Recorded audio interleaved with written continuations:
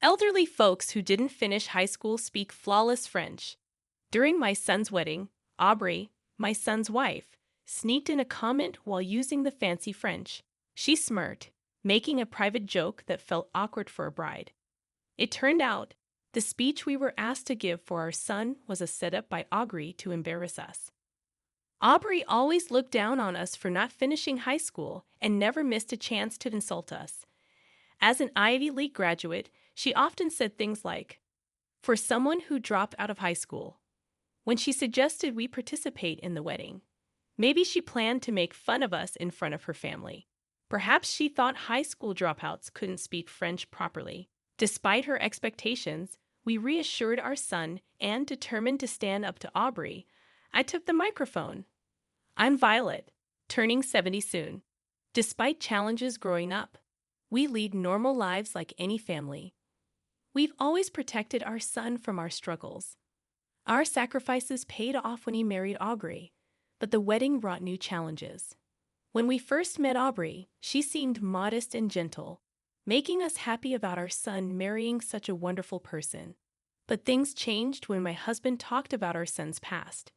He's always been smart, unlike us. He even went to state university. Aubrey interrupted. "Oh, so you two didn't go to a public university?" "No," I said, "we didn't finish high school due to family issues. We had to help with the family business instead of going to school." Despite some not-so-proud moments, we exchanged sad smiles at my eldest son's wife's reaction. It's not like we didn't want to go to school like everyone else, but we were proud of our home and didn't resent it. Well, hearing that someone only finished middle school is quite surprising, right? Absolutely. But I'm glad intelligence wasn't passed down to Tyler. What do you mean? Having in-laws who only finished middle school is like a black hen laying a white egg, my eldest son's wife said with a slight smile. The tension in the air skyrocketed instantly. While we couldn't say we were proud of it, my husband and I exchanged looks at her straightforward comments. Her words caught us off guard, but my eldest son's wife didn't seem bothered. Instead, she laughed, saying, "Oh, was that too hard for high school dropouts?" Her carefree smile left us speechless. Trying to give her the benefit of the doubt, we thought maybe she didn't mean any harm and held our tongues. However, her words and actions showed nothing but disdain, as if she was looking down on us. It seemed she viewed us as pitiable, uneducated in-laws just because of the term high school dropouts. From then on, her attitude worsened, and she made hurtful comments whenever she got the chance. "You two tied the knot pretty early, huh? Probably because you had nothing better to do." "That's not true. We got to know each other and then decided to marry. It was a time when you could choose who you loved. But marrying another high school dropout probably means you could only find someone at your level, right?" Aubrey said, her words filled with malice and a mocking smile. Despite our warnings about her behavior, she continued acting as if we were arrogant and didn't seem to listen. Around Tyler, our eldest son, she put on a decent act, but in his absence, she became bold, openly expressing her criticisms. Sure, my eldest son graduated from an Ivy League school, but her conduct showed that academic achievements don't necessarily reflect one's character. As the wedding preparations advanced, her attitude deteriorated. During dinners at our home, she made comments like, "Oh, even someone with just a middle school education can cook, huh?" Observing the meal I prepared, she once remarked, "Even with just a middle school education, you live in such a nice house. Maybe it's because your son is so accomplished." Her tone implied that we were somehow dependent on my eldest son. "Aubrey, please show some respect to my dad. This house was bought with his hard-earned money. Tyler is kind, and maybe he helped, but don't be disrespectful." Even when Tyler noticed and tried to intervene, Aubrey brushed it off, saying, "I didn't mean any harm," while smirking at us. When I looked into her condescending eyes, all I felt was malice. Even when my eldest son tried to correct her, she assumed I had tattled on her and seemed annoyed. He couldn't possibly earn enough to build a house just because he dropped out of high school. That's what my friends say too. To make things worse, My eldest son's wife spread unfounded rumors in town, suggesting that we were living off our son's earnings and enjoying a luxurious life at his expense. Her insensitivity had pushed us to our limits. Don't expect me to take care of you just because I married your son, okay? I joined Tyler's family to avoid dealing with burdens like you. You're preaching to the choir. We wouldn't want someone who can say such harsh words to look after us anyway. You're in denial. By the way, I hope you've let go of the idea of depending on Tyler. Please stop being a bother. No matter how many times we explained, Aubrey remained convinced that we planned to keep relying on my eldest son, continually reminding us. Each time we met, even after clarifying our intentions, she wouldn't listen, leaving me with nothing but sighs. As the tension around the upcoming wedding grew, Aubrey approached us with a request. She wanted us to give a speech as part of the wedding entertainment. Since we took some money from you both for the wedding, we'll let you attend. But in return, can you do me a favor? And I want it to be a surprise for Tyler. It's a bit last minute to tell me this, you know. I forgot. I'm sorry, but it's already scheduled, so I can't change it. A speech, huh? Well, if that's all you want, I guess it's fine. Despite her sharp words, I accepted that arguing was pointless and reluctantly agreed. Despite the request for a 10-minute speech from the groom's parents, we were doubtful but went along with it.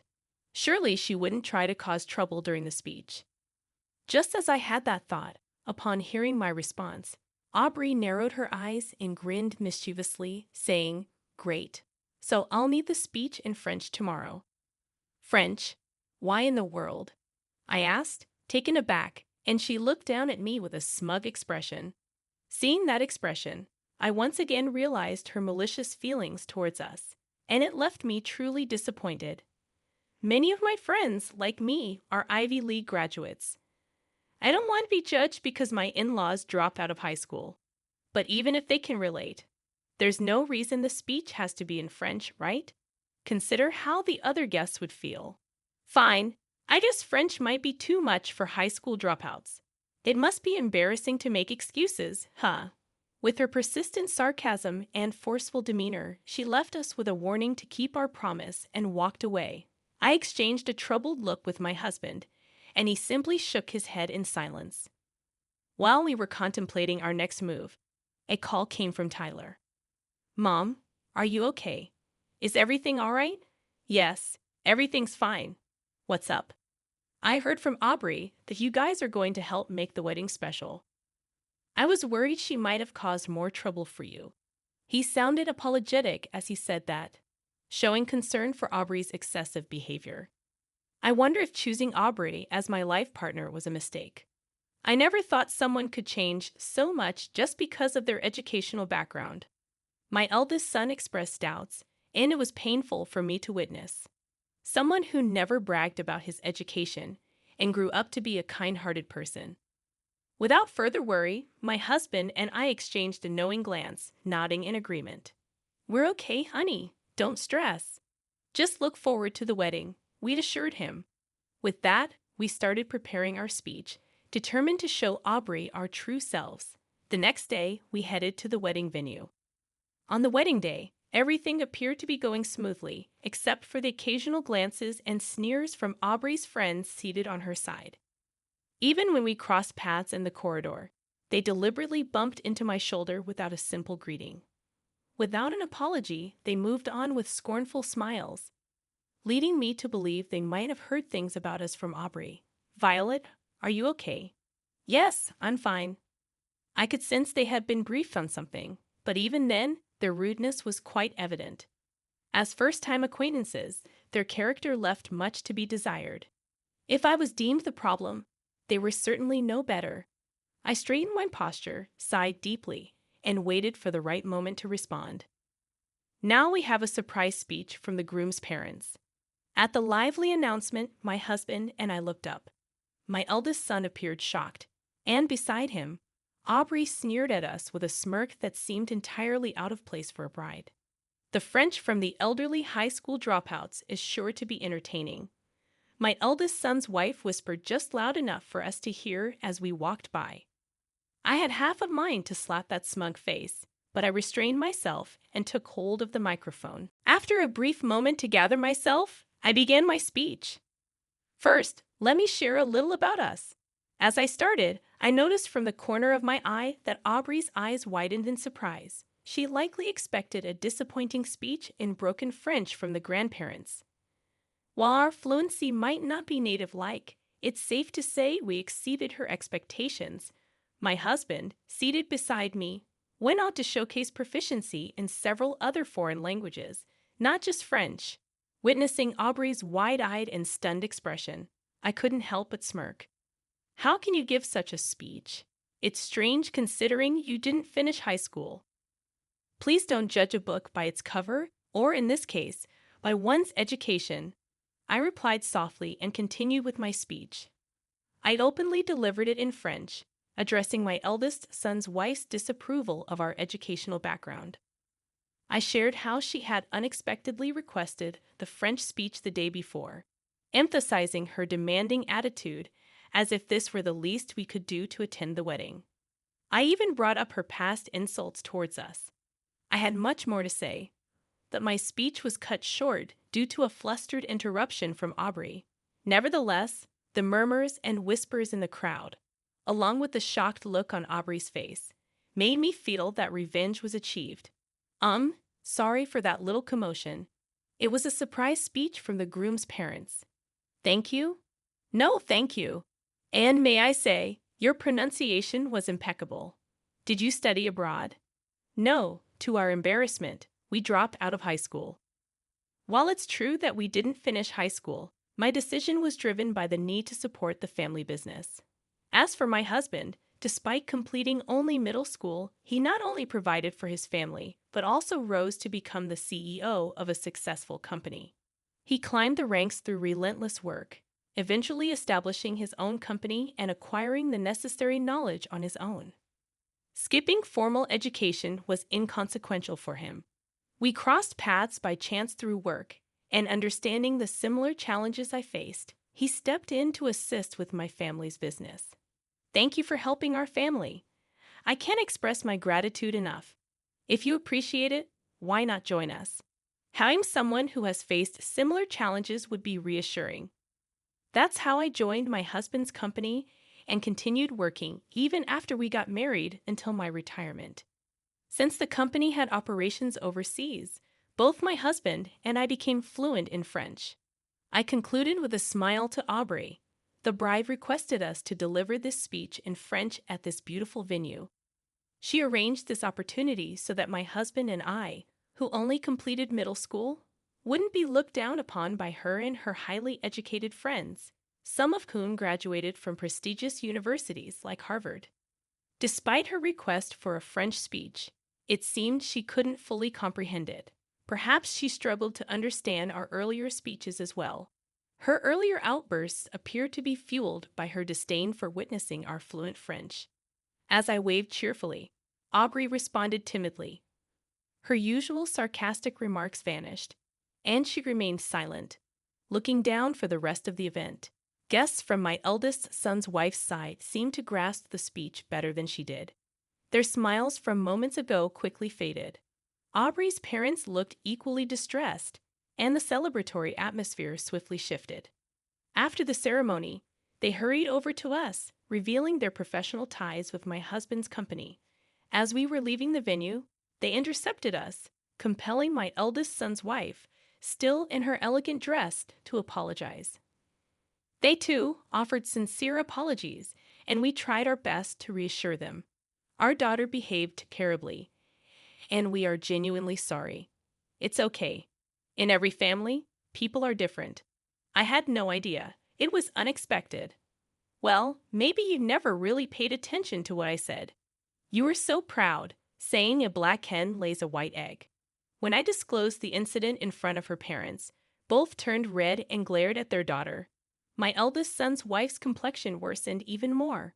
We'll make sure she reflects on her actions and discipline her appropriately to prevent a repeat. That's fine. She's now part of our son's family. She expressed a desire to distance herself from us. To make matters worse, tears welled up in my eldest son's wife's eyes. Her parents seemed formidable. But that was not our concern.